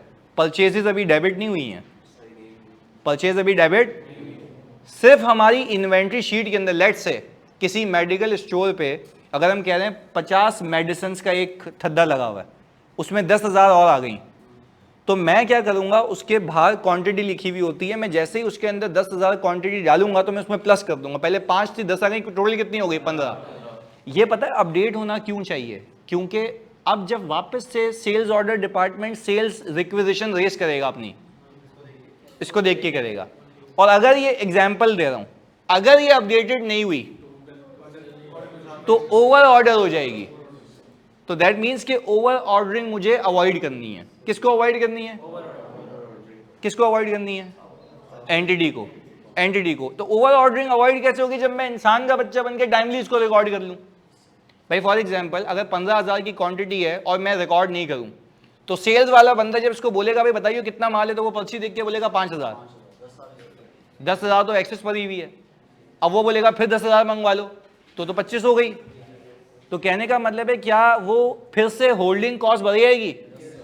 अच्छा जब फिर से होल्डिंग कॉस्ट बढ़ जाएगी मेरी, तो अगेन मेरे मकसद तो खराब हो गए ना, जिस मकसद के लिए क्या लगा रहा हूं, कंट्रोल्स। और क्या फिर एनआरवी लॉसेस का रिस्क फिर से आ जाएगा? और क्योंकि आप अपनी inventory in excess of your needs रखोगे, तो जाहिर सी बात है आपके इन्वेंट्री डेज भी बढ़ जाएंगे। जब इन्वेंट्री डेज ऊपर जाएंगे तो लॉजिकल सी बात है आपकी इन्वेंट्री को बेचने में आपको मुश्किलात होंगी, तो ultimately it will lead to NRV losses. ये सारी चीजें वैल्यूएशन की तरफ जा रही हैं, ना एग्जिस्टेंस का मसला है, ना अकरेंस का मसला है, किसका मसला है? वैल्यूएशन का। क्योंकि you will keep on bulking your inventory जो कि सेल नहीं हो पाएगी। अच्छा हाँ, मैं ये तो सॉरी, ये तो बताना भूल गया, तो उसने अच्छा याद दिलाया। बिल्कुल यार, थैंक यू भाई। तो सुनो, क्वालिटी की असर्शन, सुने सुने सुने सुने फोकस के साथ। हम क्वांटिटी पे निकल गए थे, क्वालिटी की असर्शन प्लीज सुनिएगा। अच्छा पहले एक दो सवाल फिर मैं क्वालिटी पे आता हूँ। इधर इसको जरा हम, सर जीआरएन क्वांटिटी ऑर्डर्ड को देखकर बनाएंगे ना? नहीं नहीं सर, जरा गलत, क्वांटिटी रिसीव को देख के, क्वांटिटी ऑर्डर को देख के। अच्छा चलो, अब मैं जिससे पूछूंगा वो बताएगा। यानी आप बताओगे आज, आप ये बताओ, मतलब ऐसे ऑफेंस नहीं होना, कभी भी ऑफेंसिव नहीं होना, क्योंकि मैं जानबूझ के पूछता हूँ ताकि सब पार्टिसिपेट करें। क्योंकि एक हमारी वो बच्ची थी, पता नहीं कोई नाम याद नहीं आ रहा मुझे, वो आई थी मिलने आज, तो उनका पेपर 2 बार से फेल हो रहा है। रीजन पता है क्या? मैंने उससे बोला जब मैं तुम्हें मुश्किल सवाल कराता था तुम्हारे नंबर कितने आते थे? तो बोलती है सर 50, 55 ऐसे। तो मैंने कहा जब तुम्हें क्लास में ही पता है तुम 50 पे हो, तो पेपर में तो उससे भी नीचे आओगे, क्योंकि प्रेशर होता है। हमारा टारगेट क्या था? 50 था या उससे ऊपर था? तो मैंने कहा क्यों नहीं? तो उन्होंने बोला कि मुझे सर थोड़ा सा इस बात से खौफ आता था कि आप डांटेंगे, जलील करेंगे। तो वो तो है, वो तो करूँगा। तो कहने का मतलब ये है कि उसको फ़ायदा है ना, कि वहाँ पे जाके बिल्कुल सही होगा पेपर। अब इसके बरक्स मैंने उसको एग्जांपल दी 2-3 बच्चों की। मैं जितना भी थका हुआ हूँ, मैं उसको बोल रहा हूँ भाई मेरे घर पे कबीर वेट कर रहा है। बोले सर वो भी वेट कर रहा है, मैं भी कर रहा हूँ सुबह से। वो वाकई अल्लाह की कसम ढीठ की बन के भाई उसने चेक कराई ये चीज़ें। उसको पता है ना, उसका पर्सनल इंटरेस्ट है इसमें, उसने कराया, उसको पता है चेक करने वाला कौन है। और वो वीकेंड पे रोक लेगा वो भाई, उसको पता है वीकेंड पे तो फाड़ेगा, यहाँ पे डोबी नहीं करा सकता। तो बैठ जाता था वो। मैं शीशा पीऊँ, मुझे बोले सर मैं शीशा पिला दूंगा आप कर ले। मैंने कहा भाई तेरी मेहरबानी, चेक कर लेता हूँ इधर। तो कहने का मतलब है जितना पार्टिसिपेट करोगे उतना आपका दिमाग काम करेगा। तो वहाँ पे क्या पुरानी चीज़ आएगी, न्यू आएगी। और आप देख लें, मैंने अब तक तुम्हें जितने भी सवालात कराए हैं, पास पेपर का तो कोई भी नहीं कराया। पास पेपर तो रिस्क में कराए थे ना, वो हो गए थे ना। अब मैं अपने अपने नए नए सिनेरियोज बना के देता हूँ, जो जो मुझे मिलता जाएगा प्रैक्टिकल लाइफ में, वो भी मैं तुम्हें। अब जैसे ये कह रहे हैं कि सर हम कैसे कराएं, भाई यहाँ पे आप जो चेक कराते हैं वो भी तो रीड करता हूँ ना। और आप जब ग्रुप पे डालते हैं, मैं तुम्हें ये श्योरिटी देता हूँ कि मैं 2 और डीएस अपॉइंट कर देता हूँ, क्योंकि मुझे पता है ये 1000 से ऊपर नंबर जाना है, 2 बंदों का काम नहीं है। मैं भी देख लेता हूँ खुद भी, क्योंकि मैं ट्रैवल कर रहा था इसलिए खुद नहीं देख पाया। 2 हैं, 2 और लगा देता हूँ, ये कर सकता हूँ। जिसका गोल्ड मेडल आया उसको भी लगा देता हूँ। उससे रिक्वेस्ट की है मैंने कि भाई तुम ड्राफ्टिंग चेक करो, तो उसको पैसे दे दूंगा मैं, पर प्लीज उसको चेक करवाओ, वरना फायदा नहीं है। जितनी अच्छी नॉलेज ले लो, if you don't know how to apply it, वो सब बेकार है।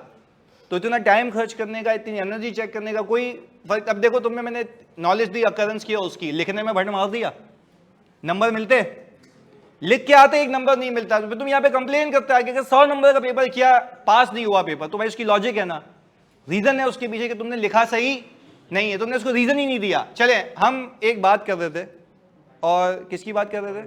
क्वालिटी नहीं यार, ये बताओ ना, एक में बच्चे ने कुछ पूछा था। नहीं,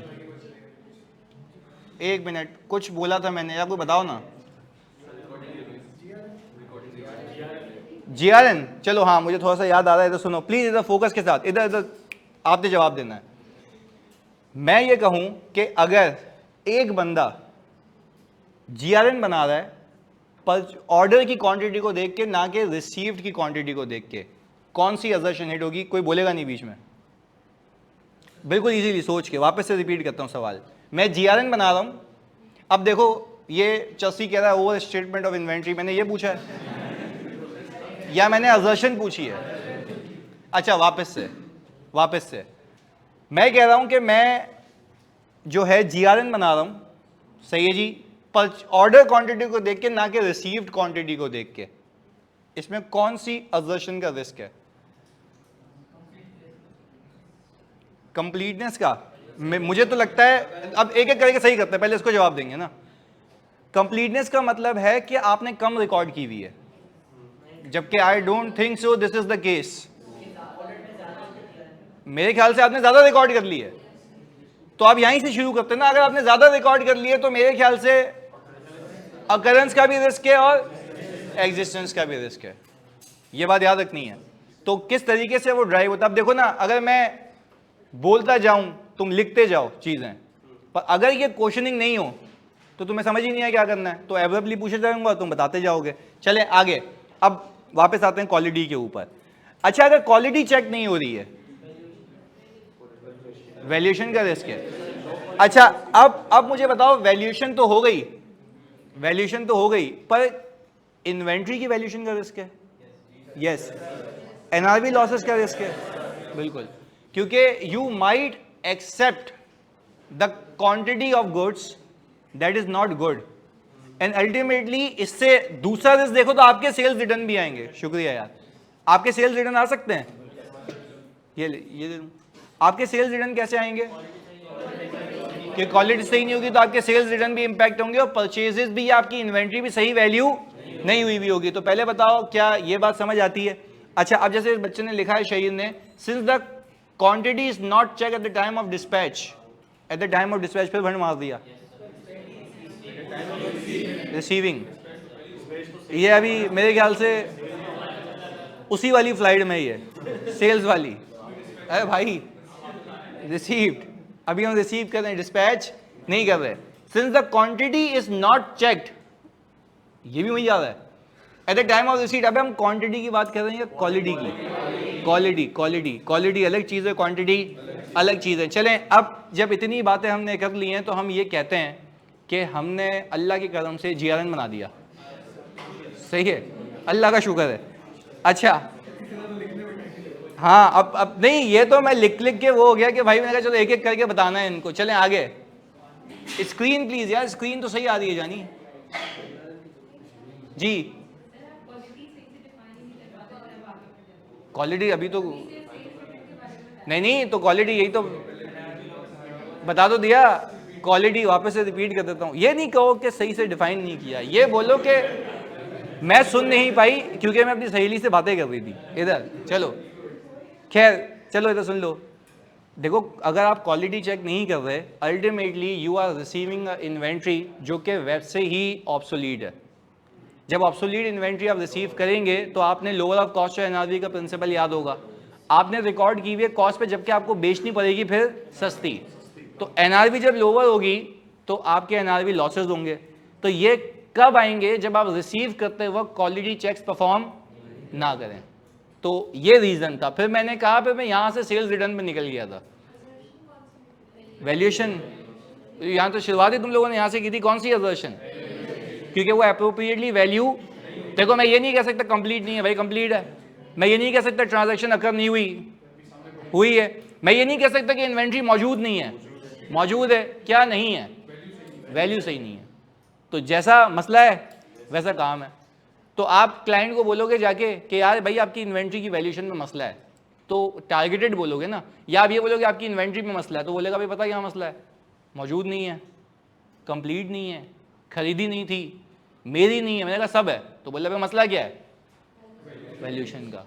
अच्छा, वो बोलेगा क्यों मसला है भाई, क्वालिटी इंस्पेक्शन नहीं होती eight the time of receipt of goods. तो फिर पता है सामने से जवाब क्या आएगा, चलो आओ तुम्हें पूरी दुनिया घुमाते हैं ना।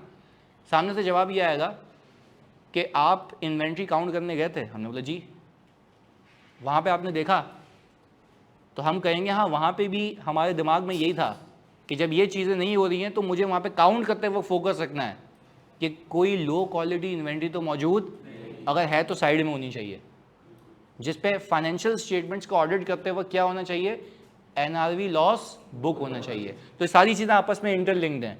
फिर ये एनआरवी वाले लॉस का रिस्क मैं एक और तरीके से निकाल सकता था, जब इन्वेंट्री डेज ऊपर जाते थे, मेरे मार्जिन्स नीचे आ रहे थे, तो और कितने सबूत दूं, सही है। तो वो सारी चीज़ें कनेक्टेड हैं। चलें, मैंने आपको ये बता दिया कि इन्वेंट्री की वैल्यूएशन की असर्शन के रिस्क कहाँ से आ सकते हैं। ये मत कहना मुझे जो हर बैच में कहा जाता है कि सर एक जगह करके देखें, नहीं करके दूंगा। याद रखने तुम्हें, मतलब ये तो रट्टा लगाओगे ना यार कि ये होगा तो ये 5 बातें हैं। भाई आप सोचें कि उस चीज़ से इम्पैक्ट क्या आ सकता है। पर मैं सिखा रहा हूँ, आप लिखते रहें। आप सोचते रहें कि इन्वेंट्री की वैल्यूएशन की बातें सर ने कहाँ पे की हुई हैं। तो वो कुछ एनालिसिस से रिस्क आए थे, कुछ मार्जिन के डिक्लाइन से आए थे। अच्छा, कॉम्पिटिटर आपसे सस्ता प्रोडक्ट लॉन्च कर दे, जब भी आएगा यस, तो ये सारे फैक्टर्स हैं, मैं इसको कहीं नहीं बंद कर सकता एक जगह पे, मतलब कहने का मकसद ये है। And why should I give a chance to my competitor to read this things?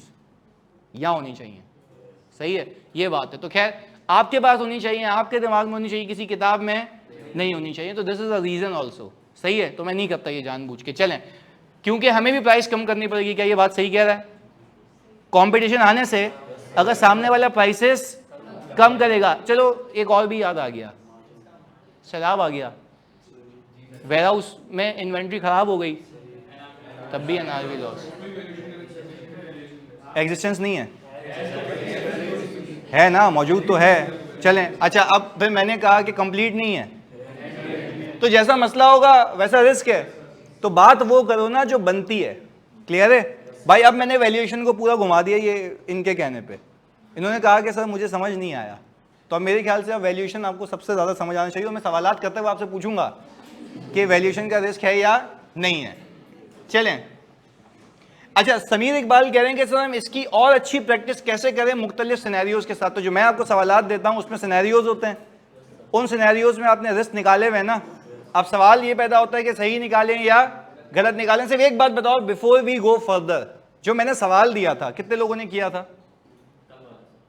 हाँ बिल्कुल, चलो जिसने किया था उसमें एक गोइंग कंसर्न का रिस्क पिक किया था, पक्की बात है। और किसने नहीं किया था? अल्लाह की कसम है, सच बताओ किसने नहीं किया था? लिखा नहीं, तो मतलब अब देखो यहां पे, हाँ या नहीं? मेजर कस्टमर, मेजर कस्टमर, तो देखो भाई अब मुझे एक बात बताओ, आपकी 40% की सेल्स ऊपर से गायब हो जाए तो बाकी 60 हैं तो सही, पर गोइंग कंसर्न का रिस्क इसलिए क्योंकि अपने एक्सपेंसेस को कैसे मीट करोगे? यस, और एक सप्लायर भी, ये वाली बात। अच्छा किसी ने फॉरेन एक्सचेंज का लिखा था, ये कोई बड़ी बात नहीं है। यस सर, इधर क्योंकि तुमने देखा इंपोर्ट है तो सीधा सीधा फॉरेन एक्सचेंज, चलो इंपोर्ट एक्सपोर्ट जैसी तुम सुनते हो, चल भाई ये तो चीप है, ये तो पक्की बात है। हाँ ये टेक्निकल बात, ये मैंने नया डाला है। अच्छा एक चीज तो किसी ने अगर बता दिया तो मजा आ जाएगा, सही है जी, अल्लाह को हाजिर नाजिर जान के सच कहना, उसमें एसेट बनाने के लिए गवर्नमेंट ग्रांट रिसीव हो रही है, एग्रीड? अच्छा पर वो गवर्नमेंट ग्रांट जो है आपकी, वो आपको बैलेंस शीट में दिख नहीं रही, नहीं पर जो इंफॉर्मेशन होगी वो तो है ना, और वो एसेट अभी कंप्लीट नहीं हुआ, इनकम बुक कर दी है, तो डेफर्ड में होनी चाहिए, जबकि है। किसने ये रिस्क लिखा है? आपने ये लिखना था कि there is a risk that grant received for the construction of asset might be recorded as income instead of being recorded as a deferred grant. कितने लोगों ने नहीं लिखा? अल्लाह की कसम सच। अच्छा नहीं लिखा। अच्छा अब देखो ये वो सिनेरियो थे जो एग्जामिनर ने नहीं पूछे। ये मैं क्या करता हूं, मेरे को पीडीसीएल पे केस मिला, यूफोन पे केस मिला, यू माइक्रो फाइनेंस पे मिला, कहीं से भी केसेस मिले सवाल में डाल देता हूं, तो तुम्हें तो सोचने का सलीका मिल रहा है ना। अच्छा बोरिंग कॉस्ट की कैपिटलाइजेशन का ये कितने लोगों ने नहीं लिखा? अल्लाह की कसम खा के बताओ नहीं लिखा। अब देखो मेजॉरिटी नहीं लिख रही। उसमें क्या था देखो, आप एक चीज सीखो, मैंने आधे वैसे ही फारिग कर दिए ना भाई, पास पेपर तुमसे हो जाते हैं ना, तो उसमें होशियारी किस बात की है, वो तो आसान है। मुश्किल ये है कि जब नया सिनेरियो आएगा, मैंने उसको भी कहा बच्ची को कि भाई आप न्यू सिनेरियोस करो, टाइम मैनेजमेंट के साथ करो, तो वो तो मैंने फिर भी टाइम दिया था, आप इजीली कर रहे थे अपने हिसाब से।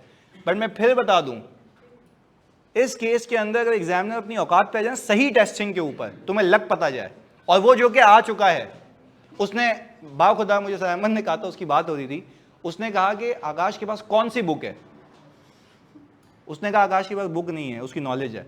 तो कहने का मतलब ये है, मैं तुम्हें बता रहा हूँ, सर अहमद ने मुझे बताई थी बात, नहीं तो वो तो जेन्युइन बात है ना, मतलब वो तो भाई इसमें कोई बुरी बात तो नहीं है कि वो कह रहा है, उसने कोई पेपर तो डिस्क्लोज नहीं किया, वो कह रहा है कि जो मैं सोचता हूँ वो बच्चे को इसके पता होता है, और वो कैसे पता होता है उसको पता है ना, जो वो RET का नाम लिखता है ना, जिसका पेपर होता है, तो उनको अंदाजा होता है कि किसका बच्चा आया, और हमारा अलग ही होता है। खैर तो कहने का मतलब ये है, देखो आपको कह रहा है इसका सोल्यूशन भेजना है, बंगी ये फोकस नहीं कर रहा कि जो बातें बता रहा हूं।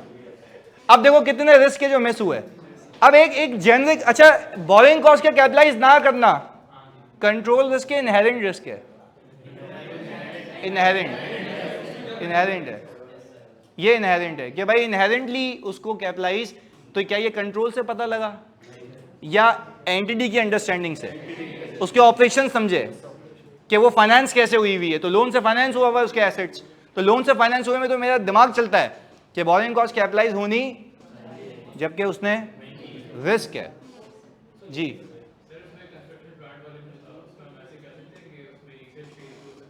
नहीं, वो इंटेंजिबल्स के लिए होता है, वो यहां पे अप्लाई नहीं होता। जी there is a risk of breach of debt covenants, बिल्कुल लिख सकते हैं, क्योंकि डेट जैसे ही लेंगे आप तो कोवेनेंट्स का रिस्क आता है। ये तो सही है, तो जेनरिक है। अच्छा ये वाला ड्राफ्ट कैसे करेंगे, वैसे ही बता देता हूं मैं। अच्छा एक बात याद रखना, हमारी ऑडिट की क्लासेस में मैं जितनी डिस्कशन करूंगा ना तो तुम्हारे लिए फायदा है। ये रिस्क है, ये रिस्क है, मैंने तो जानबूझ के तुम्हें भी बोला आखिर में डिस्कस करता हूं, मुझे पता है सबने लपेटा होगा, तो इसलिए मैंने बोला आखिर में डीमोटिवेट करूंगा, पहले थोड़ा सा काम की बात करते हैं। तो खैर, अच्छा वो कह रहा नहीं वो कह रहा है कि आपकी चेकिंग वाली बात जो है ना दिल पे ले ली हमने। सही है, मैंने लिखा था गलत कह दिया। अच्छा जी ओके, अब मैं देख लेता हूँ आयशा इसको, चलें सही है। ड्राफ्टिंग की फरमाइश है, बोला सर ये बोरिंग कॉस्ट वाला लिखेंगे कैसे? Since the construction of a plant is being financed from the running finance, there's a risk that borrowing costs eligible for capitalization might not have been, बस खत्म, क्योंकि फाइनेंस हुई है ना और होनी चाहिए, जो कि मुझे रिस्क है कि हुई नहीं होगी। तो अगेन ये आपने सोचना है, ये लिखना है। अभी तो बहुत चीज़ें बाकी हैं, अभी तो पता नहीं कौन कौन से IFRS के रिस्क लेके आऊँगा, लीजेस भी आएगा, सब आएगा एक एक करके, तो अभी तो शुरुआत है। आपको पास पेपर करा दिए, मैंने कॉन्फिडेंस दे दिया, मैंने कहा था आगे जाके डीमोटिवेट हो गए, तो up to you, pass paper तक खुश रहना, ये करने नए सिनेरियोस, बस इसी बात पे ही है। चलें अब आगे। अब शहीद भाई कह रहे हैं since the quantity is not check, Allah की कसम शहीद मेरे भाई, अबे मैं चेक कर रहा हूँ, it might be entity would record much inventory than should have been recorded. सही लिखा है, सही लिखा है, सही लिखा है इसने, नहीं अल्लाह की कसम सही लिखा है इधर, तो सही है। वो बेचारा, देखो ये अच्छी बात है, उसने बोला कि चेक कराऊंगा मैं। चले बेहतरीन बेहतरीन, नहीं गुड यार, एंड सॉरी भाई मैं नहीं दिख रहा था। ओवर स्टेटमेंट नहीं, मेरे ख्याल से रेवेन्यू गिर रहा है सवाल में नहीं। अब एक मिनट, 40% से क्यों गिरना चाहिए? आप नहीं, आप एक बात तो सुने, रेवेन्यू तो गिर ही रहा है ना, उसका कोई मसला नहीं है, और 40% से एग्जैक्ट क्यों गिरना चाहिए? टेक्निकली मसला ये है कि उसमें लिखा हुआ क्या, पहले ये तो पढ़े ना कि जो गवर्नमेंट एक तो डिस्काउंट के साथ को दिया जाता है, पर उसने स्टार्ट किया है परचेज करना, वो ऐसा नहीं है कि हमारे पास से चला गया, उसमें लिखा हुआ क्या है, स्टार्ट किया है उसने। तो जैसे जैसे वो किसी और पे मूव होगा वैसे वैसे हमारी सेल क्या होती रहेगी, कम होती रहेगी, तो आपको रिस्क है। गोइंग कंसर्न का तो है ना, देखो भाई गोइंग कंसर्न आज की होती है अगले 12 महीनों की, आपको मसला आज क्या अगले 12 महीनों का, ये भाई के पक्का है इन्वेंट्री का भी। तो अभी हम वो आपको देता भी हूं ना वो चीजें सारी, पर मैंने ये हाई लेवल डिस्कस किए जो कि आपने पिक नहीं किए होंगे। सिंगल सप्लायर भी गोइंग कंसर्न का इंडिकेटर है, बिल्कुल ऐसा है। हाँ ये कोटेशन का मतलब, कितने लोगों ने कंट्रोल्ड एफिशिएंसी लिखी थी कि एक ही सप्लायर से परचेज कर रहा है, वो ये लिखी थी किसी ने? अच्छा अल्लाह की कसम बताओ किसने नहीं लिखी थी? हमने ये कल ही किया था ना, लास्ट क्लास में यही तो किया था कि हमारी कोटेशन लेनी चाहिए हमें, वो तो चलो वैसे ही पेक हो जाता। एक और कंट्रोल्ड एफिशिएंसी थी, सैलरी में क्या था? अच्छा चलो अब ये कर लेते ना, वो कह रहा था कि पुराने महीने की सैलरी स्लिप को देख के वो इस महीने की सैलरी से कंपेयर करता था। क्या ये सही है? या एचआर के रिकॉर्ड से करना चाहिए? एचआर के रिकॉर्ड से करना चाहिए, क्योंकि हो सकता है पिछले महीने कुछ लोग नहीं हो, इस महीने जा चुके हों और कुछ नए ऐड हो चुके हों, तो या तो ओवर स्टेटमेंट के भी रिस्क है, अंडर स्टेटमेंट का भी रिस्क है। बात समझ आती है? तो इससे ये इंपैक्ट आता है। अच्छा, कभी आप ऐसी तसव्वुर करें, प्लीज सुनना, कभी आप ऐसे तसव्वुर करें कि आप किसी ऐसे इदारे के ऑडिट पे गए, आपको पता लगा कि वो सैलरी ऐसे बनाता है, तो आप क्या बोलेंगे पता? आप बोलेंगे अबे यार ये तो आपका रिस्क एलिवेट हो गया। आप बोलेंगे यार तो सैलरी एक्सपेंस गलत बुक हुआ होगा। ओवर स्टेट या अंडर स्टेट, कुछ भी हो सकता है, वैल्यूएशन का मसला है। आप कहेंगे गलत, अच्छा तो ये आपको ट्रिगर कैसे हो रहा है कि वैल्यूएशन गलत होगी? वो जो कंट्रोल लगाया हुआ उसका डिजाइन सही, तो कंट्रोल नहीं है, डिजाइन सही, तो उसकी वजह से आपके ऑडिट पे इंपैक्ट आ रहा है, सीधी सी बात है। चलें, तो अब हम थोड़ा सा इसको आगे ले चलते हैं। अल्लाह की कसम इसने जीआरएन बना दिया, चारों डिपार्टमेंट्स को चिपका दिया। आप किसके पास गई बात? फाइनेंस के पास। इन्वेंट्री रिकॉर्ड हो गई, ये आप करेंगे। अच्छा, अब बिफोर रिकॉर्ड करें, अच्छा जो ये रिकॉर्ड हुआ था ये क्या था? नहीं, खाली इन्वेंट्री रिकॉर्ड्स में अपडेट किया था। फाइनेंशियल स्टेटमेंट्स तो तब अपडेट होंगे जब जीएल में जाएगी, जीएल में अब तक नहीं गई है। चलें, यहां पे हिजबुल्लाह कह रहे हैं sir, is it possible that because Engro lost its major customer which has previously given a grant of 100 million, could it mean that grant, अभी देख लेते हैं, mean that the grant was conditional and the loss of customer could result in met condition 5% discount? नहीं भाई, condition कौन सी? Asset की condition थी, asset बनाना है, ग्रांट रिलेटेड टू एसेट थी ना, सेल्स कहां से आ गई? तो ये कंडीशनली तो है, नहीं कंडीशनली तो ग्रांट है ना, वो बोल तो रहा है। देखें, दो चीजें हैं ना, वो ग्रांट आपको मिली किस लिए? तो वो बाय डिफॉल्ट कंडीशनल ग्रांट है कि अगर आपने एसेट को नहीं बनाया तो ये पैसे आपको वापस करने पड़ेंगे, तभी तो वो तब तक डेफर्ड में रहती है। नहीं ये बात समझ, और उसके बाद यूजफुल लाइफ पे अमोटाइज हो जाती है, वो तो है ही कंडीशनल, उसके ऊपर तो कोई मसला ही नहीं होना चाहिए। मिस क्लासिफिकेशन ऑफ किस में? हाँ, इसमें कमीशन की बात है। नहीं पहले तो इसमें कमीशन की बात है, तो मिस क्लासिफिकेशन तो हो ही नहीं सकती ना जानू। मिस क्लासिफिकेशन तब होगी ना जब दो एक हेड में करना चाहिए तो दूसरे में कर दूं। यहाँ पे सेल है, सेल में ही रिकॉर्ड कर रहा हूं, तो मिस क्लासिफिकेशन का रिस्क, देखो मैंने तुम्हें हमेशा कहा है रिस्क वो होने चाहिए जो दिख रहे हैं, अपनी तरफ से हमें रिस्क लिखना नहीं है। तो मिस क्लासिफिकेशन सेल्स को सेल्स में ही रिकॉर्ड कर रहा हूं ना, और क्या करूंगा? क्लियर है? तो ये तो कोई मसला नहीं। हाँ, आप जब FAR 1 में आगे जाएंगे पढ़ेंगे तो आपको पता लगेगा कि कंपनीज एक्ट के हिसाब से आपकी सेल्स लोकल और एक्सपोर्ट अलग अलग रिकॉर्ड होती है। यहां मिस क्लासिफिकेशन का रिस्क है कि लोकल को एक्सपोर्ट में, एक्सपोर्ट को लोकल में रिकॉर्ड कर लिया हो। वो जब FAR 2 में आगे जाओगे IAS 1 में तो उसकी रिक्वायरमेंट्स हैं। वो ये क्यों करते हैं पता है? जब टैक्स अथॉरिटीज को FS जमा होते हैं ना, एक्सपोर्ट होती है 0 रेटेड, उससे बचने के लिए। तो वो भाई सिखाएगा ना तुम्हें कि मिस क्लासिफिकेशन का मसला कब है, अभी इसमें मसला नहीं है, वो सिंपल छुपाने के लिए होता है वो। एग्रीड? चलें, ओके, इसमें कोई मसला नहीं है, इसमें कोई इशू नहीं है। चलें, अब सर अल्लाह की कसम फाइनेंस के पास चीज पहुंच गई है। फाइनेंस ने इनवॉइस रिसीव की होगी किससे? अच्छा एक आखिरी से जवाब दे दो, क्योंकि यार ऐसी बात हम साथ ही रहते हैं। सिंगल सप्लायर कंट्रोल डेफिशिएंसी किस तरह होगी बताओ?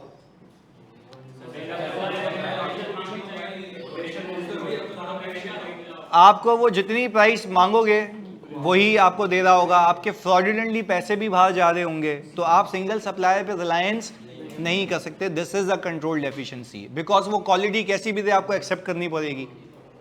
क्वांटिटी तो चलो मसला नहीं है, पर प्राइसिंग का बड़ा मसला है।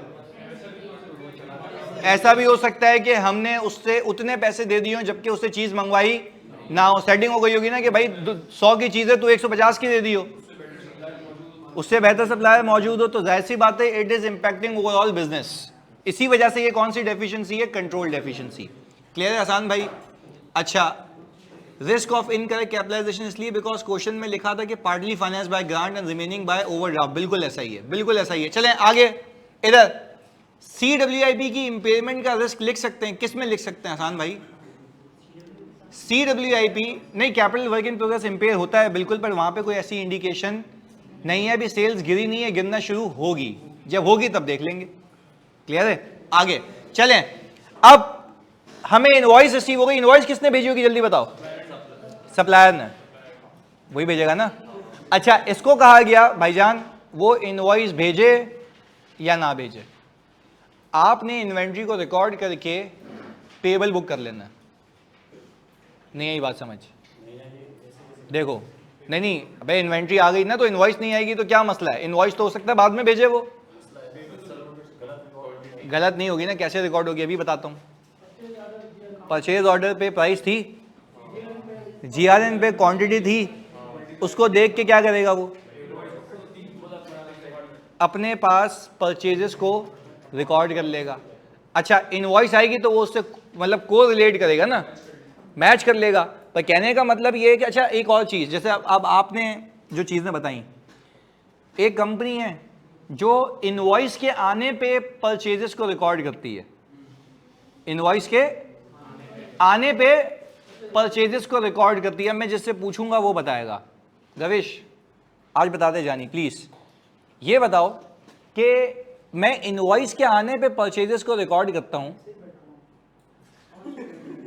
तू पढ़ा तो है ना तूने? अच्छा भूल गया, चल सही है, फिर तुम बताओगे? चलो गुड, आगे बताओ। मैंने कहा कि इनवॉइस के आने पे मैं किसको रिकॉर्ड करता हूँ? परचेजेस को रिकॉर्ड करता हूँ। अगर तुम्हें ये बात पता लग जाए और एग्जामिनर इतनी कन्विक्शन से कह रहा है तुम्हें, या क्लाइंट तुम्हें इतनी कन्विक्शन से कह रहा है कि we usually record purchases at the time of receipt of invoices, तो आपको क्या रिस्क नज़र आता है? प्लीज़ आप लोग सोच लेंगे, बोलेगा ये, आप ऑनलाइन वालों सोच सकते हैं। Here we are not talking about liability. Here we are talking about inventory. Corresponding liability है जो बात है, बट यहाँ पे एक करके तो सोचने का मौका दो। फोनो फ्रेंड भाई ये कह रहे हैं कंप्लीटनेस।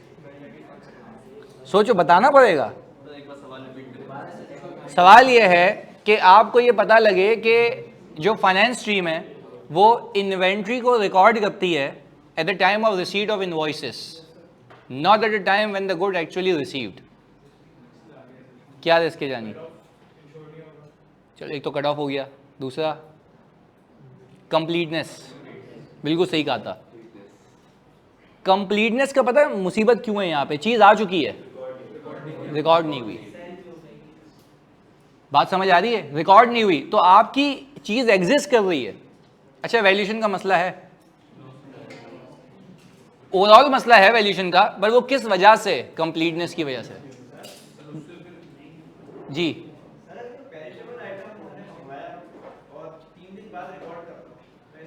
नहीं तो वो देखो अगर पेरिशेबल आइटम हो और 3 दिन बाद रिकॉर्ड कर रहा हो तो कंप्लीटनेस का तो मसला तभी भी परसिस्ट करता है ना। और अगर पेरिशेबल आइटम होगा तो वो इन्वेंट्री डेज में खुद रिफ्लेक्ट हो जाएगा। एग्रीड? हमारा तो रिस्क इस चीज़ का है ना, पहले तो कंप्लीटली रिकॉर्ड करो ना, फिर देखो आपकी नज़र में कब आएगा? जब वो रिकॉर्डेड होगा, फिर देखेंगे ना उसकी क्वालिटी सही है या नहीं है। वो तो बात की बात है। और यहीं से तो मसला आ रहा है ना कि अगर आपकी चीज़ कंप्लीटली रिकॉर्ड नहीं है तो you will not focus on it's quality कि पेरिशेबल है। तो मेरे पास होगा तो मैं बोलूँगा ना परी ले जा भाई, जल्दी ख़त्म कर इसको। जो ऐसी जो भी चीज़ें होती हैं वो फीफो बेसिस पे चलती हैं, तो फीफो बेसिस पे तब चलेगी ना फीफो बेसिस पे मेरे पास रिकॉर्ड हो जाए। जब रिकॉर्ड ही नहीं हुई है तो how would I able to determine कि उसको बेचना भी है? तो इशू किस चीज़ का है यहाँ पे? रिकॉर्ड ना होने का। तो हमारी क्या कंप्लीटनेस की असर्शन यहाँ पे खराब होती हुई दिखती है? यस, यही होते हुए दिखती है। तो सर चीज़ एग्जिस्ट नहीं कर रही। वैल्यूएशन भी मसला सही है। किसका मसला है? अच्छा, अकरेंस का मसला नहीं है। अगर तो हो गई है सर, अकरेंस का मसला तब होता है जब रिकॉर्ड हो चुकी हो जो होनी नहीं चाहिए हो। तो पहले बताओ ये बात समझ आती है? जी,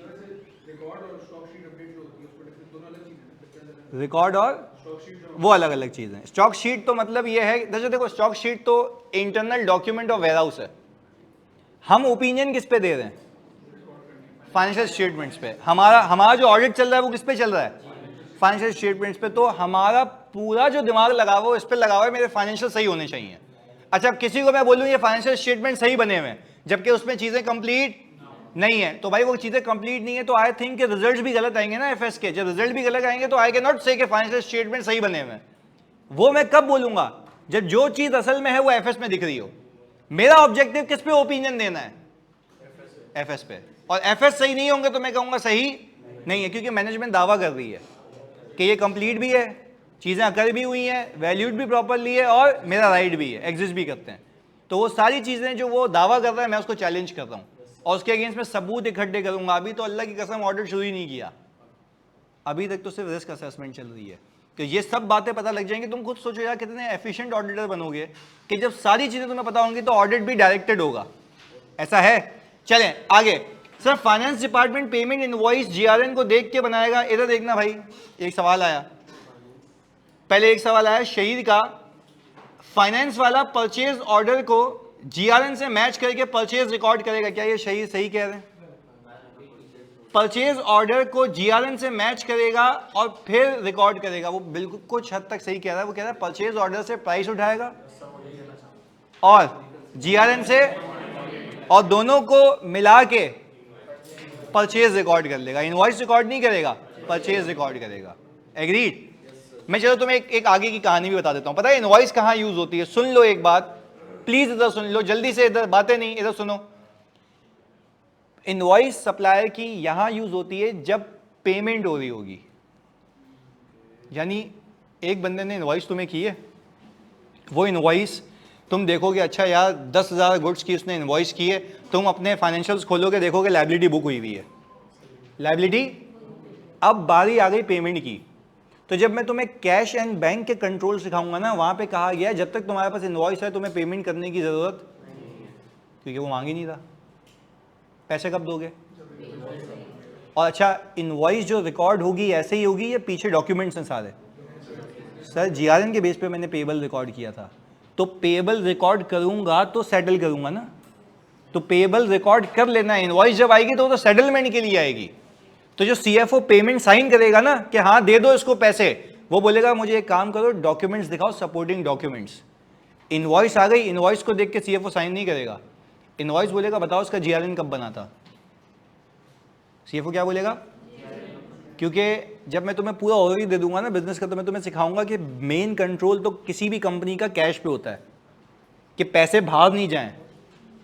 कंट्रोल किस पे? पैसे बाहर ना जाए। सीएफओ पता है क्या बोलेगा? जीआरएन लाओ। वो बोलेगा पीओ कहां है इसका?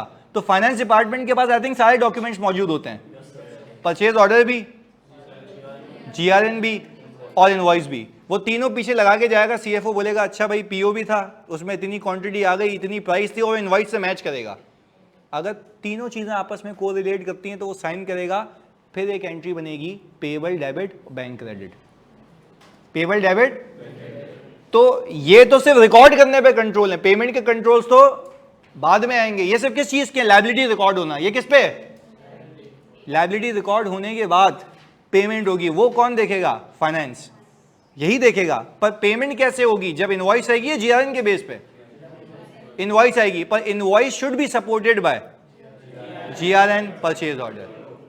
और वो सारी चीजें चलो बातों बातों में सिखा दिया आगे के लिए ही। जब सीएफओ साइन कर देगा ना तो वो पता है क्या करेगा? स्टैंप लगा देगा, इनवॉइस पे भी, जीआरएन पे भी, पीओ पे भी स्टैंप लगा देगा। Paid paid paid. क्यों? वापस नहीं आ पाए, डुप्लीकेट ना हो जाए। भाई लॉजिकल सी बात है। आज पेमेंट के सीएफओ पता है दिन में कितने चेक साइन करता है, तो वो अगर पेड की स्टैंप नहीं लगाएगा तो डबल पेमेंट हो जाएगी, और डबल पेमेंट हो जाएगी तो फ्रॉड हो जाएगा। तो किसी इदारे में अगर देखो ऐसे मैंने फ्रॉड पकड़े हैं, और कैसे मतलब कोई ये थोड़ी ना तो कि मैंने जाके फ्रॉड की इन्वेस्टिगेशन की है। मैंने को पता था कंट्रोल ऐसा है। एक इंश्योरेंस कंपनी थी, नाम नहीं लूंगा, इंश्योरेंस कंपनी थी, उसमें लोगों के क्लेम्स आते हैं ना, और एक दिन में कितने आते होंगे? हज़ारों क्लेम आते हैं। तो कभी कार एक्सीडेंट है, कभी ये है, कभी शीशा निकल गया, तो वो सारी चीज़ें आती हैं। अच्छा वो इतनी पेमेंट्स करते हैं। मैंने बोला ये मुझे एक बात बताओ, एक क्लेम मल्टीपल टाइम प्रोसेस ना हो जाए, इस पर क्या कंट्रोल है? उसने बोला सीएफओ साइन करता है ना। मैंने कहा मेरी बात ही नहीं समझे। एक क्लेम के पीछे सपोर्ट तो सारी है ना, उसकी कार ठुकी भी है, एक सर्वेयर ने जाके इंस्पेक्शन भी की है, उसने रिपोर्ट बना के दी है, कोटेशन भी लगी हुई है, सब लगा हुआ है। तुमने एक बार साइन करा लिया, हो सकता है वापस से ये जाके साइन करा लो।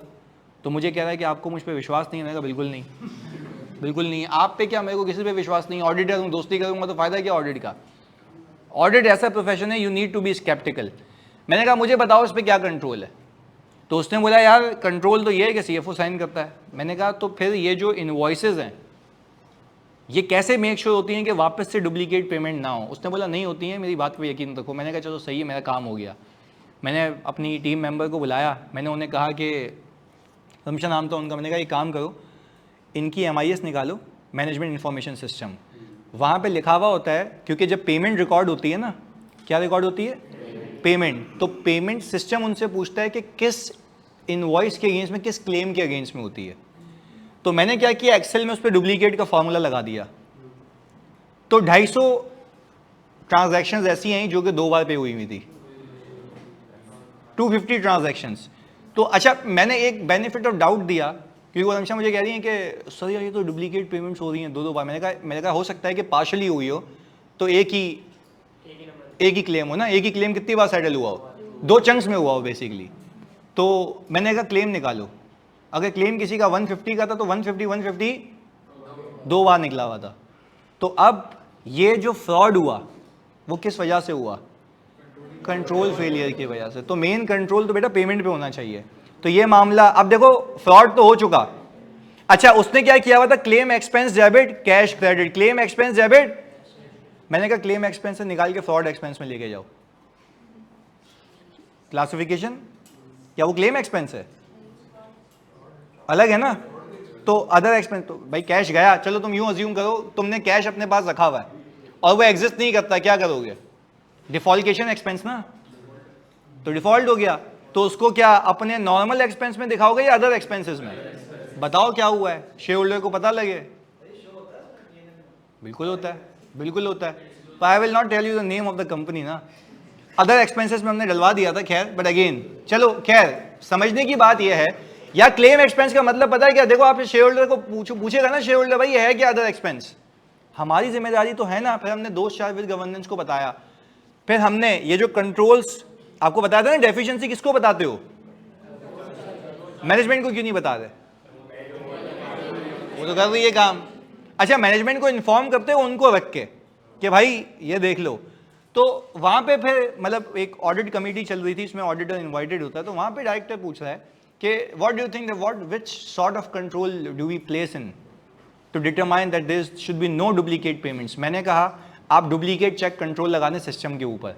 उसने बोला ये क्या होता है? मैंने कहा मैंने तो ऐसी बात है, दुबई की कंपनीज ऑडिट की हुई है तो वहाँ पे तो बड़ी हाईटेक चीज़ें चलती हैं।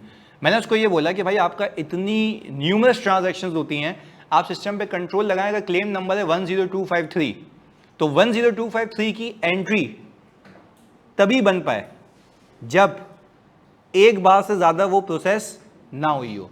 यानी फॉर एग्जाम्पल, जब भी CFO के पास, एक बात समझना, तो मैं एक आगे की चीज़ सिखा रहा हूँ, जब भी CFO के पास कोई चेक साइन होने जाता है ना, तो इसको कहा जाता है तुम एक पेमेंट वाउचर बनाओ। किसको कहा जाता है? फाइनेंस के बंदे को। क्या बनाओ? पेमेंट वाउचर भी प्री नंबर्ड होता है। पेमेंट वाउचर भी, अच्छा पेमेंट वाउचर बनाने के लिए उसको सिस्टम के अंदर ये लिखना होगा कि कौन सी पेमेंट हो रही है। पेबल रिकॉर्ड नहीं हुआ होगा तो ऐसी बात है वो रिवर्स नहीं करेगा।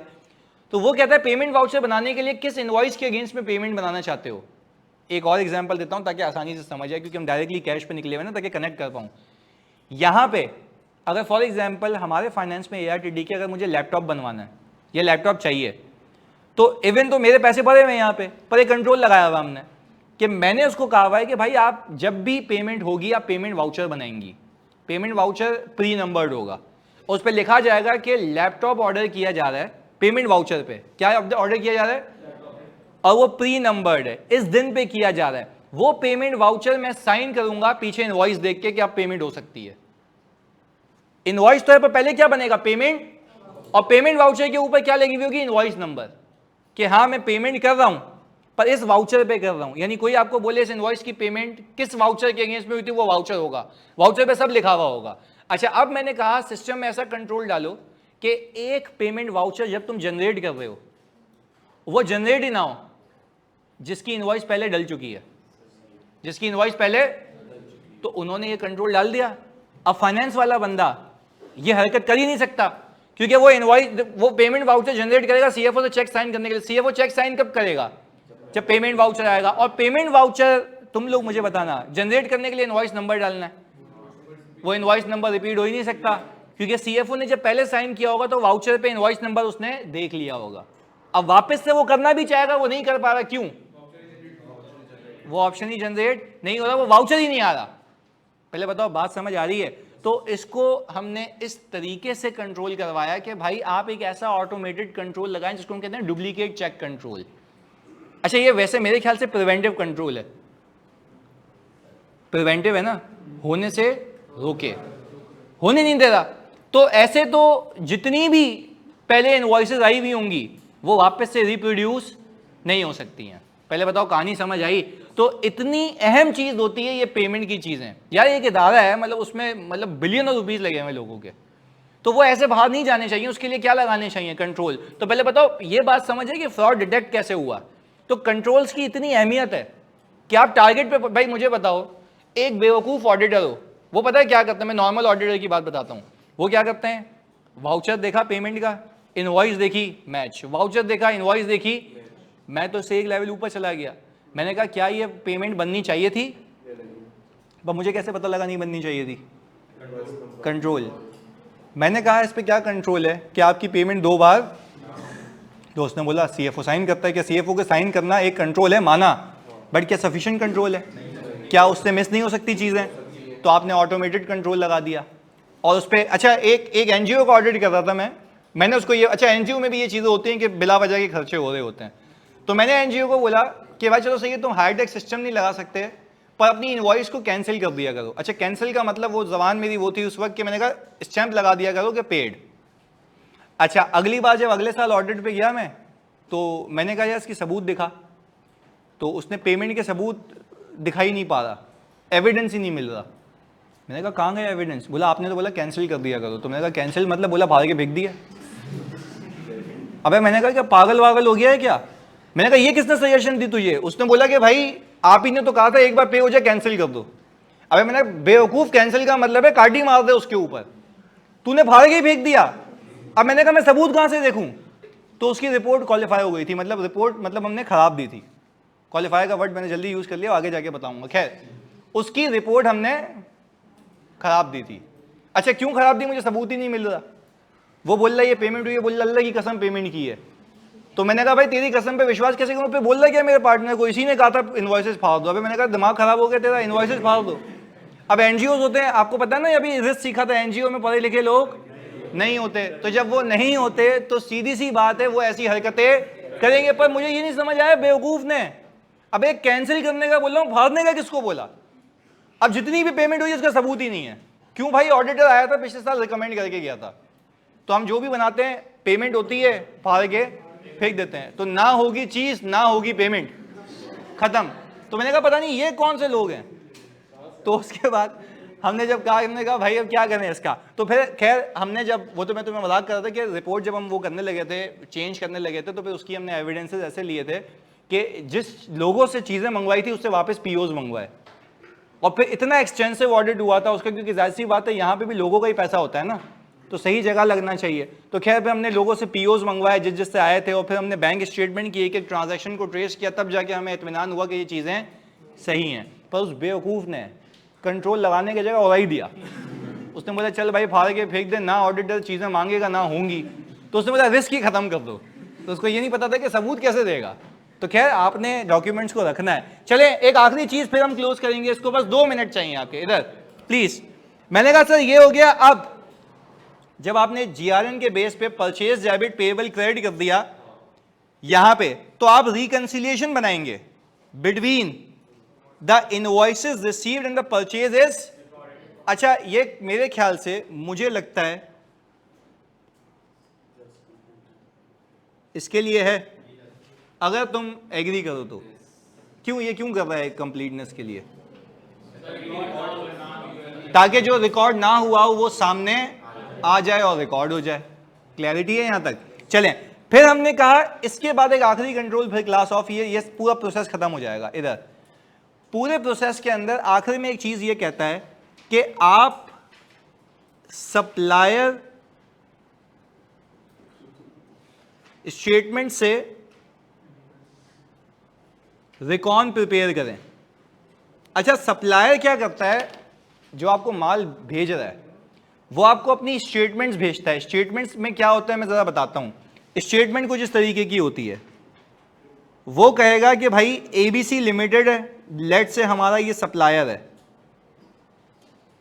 ABC लिमिटेड क्या करेगा, बोलेगा हमने 2024 में इनवॉइस नंबर 1 2 3 4 और यहां पे क्या लिख देगा, अमाउंट। अच्छा, ये सारी इनवॉइसेस आ रही होंगी या outstanding invoices? Outstanding invoices. Supplier statement है ना, सप्लायर कह रहा है कि भाई मैंने तुझे इस दिन पे ये माल बेचा था, ये इनवॉइस की थी, ये ब्रेकअप है इसका। अच्छा, वो सप्लायर में बड़ी हाई लेवल बात करूंगा, वो जो सप्लायर है वो मुझे लगता है अपनी एजिंग रिपोर्ट से निकाल के भेज रही है या नहीं है? वो अपनी एजिंग रिपोर्ट से निकाल के भेज रहा है। वो एजिंग बनाता है ना अपने रिसीवेबल की, तो आपका क्या है, वो पेबल है। उसकी एजिंग बनती होगी तो भेजेगा ना।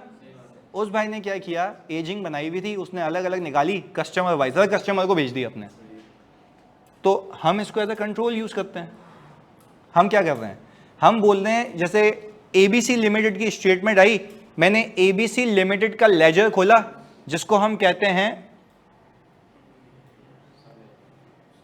सब लेजर। कॉन्सेप्ट पता है इसका? नहीं पता सर? कंट्रोल अकाउंट पढ़े हैं बचपन में? है, PRC में है ना? अच्छा, कंट्रोल अकाउंट मेन अकाउंट होता है, उसके नीचे सप्लायर्स होते हैं।